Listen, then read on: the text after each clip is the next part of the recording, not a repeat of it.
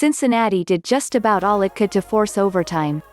An impressive late-game drive set the stage for a 31-yard field goal that would have locked the Bengals and Chargers in a 16-all tie. 7 seconds was all that remained on the clock and, once the ball left kicker Randy Bullock's foot, it quickly became clear that those ticks would be the last of the game.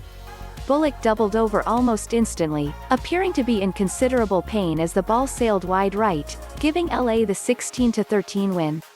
"I let the team down and I'm really disappointed," said Bullock after the game after revealing a left calf cramp impacted his kicking motion, according to ESPN. The optics of the moment, on top of his earlier makes of 50 and 43 yards, situates Bullock as the most glaring cause for the loss, but, as we know, outcomes are decided by more than a single play. Looking back on the events that led to the ill-fated kick, rookie quarterback Joe Burrow chose to examine the afternoon as a whole rather than blame it on the closing moments. "I thought we played well enough on that particular drive to put it in the end zone and then they made the call," the No. 1 overall pick said.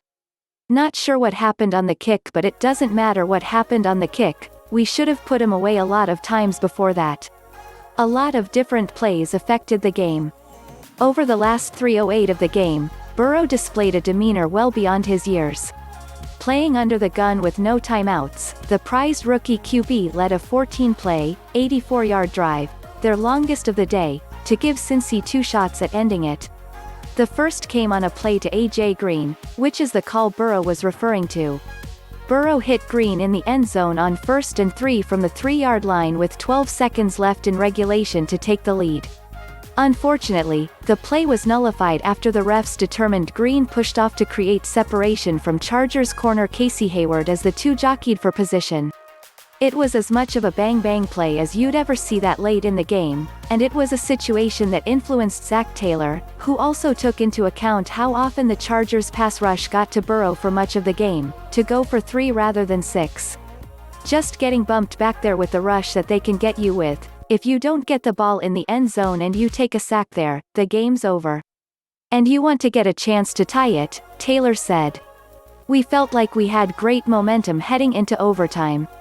It can go either way sometimes, just felt like we had great momentum, let's kick the field goal and go win in overtime."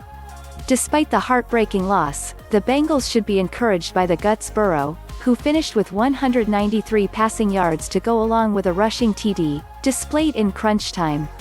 Rather than show frustration after tossing an interception on the previous drive, the young signal caller shook it off and moved onto the next play, something his go-to wideout loved to see.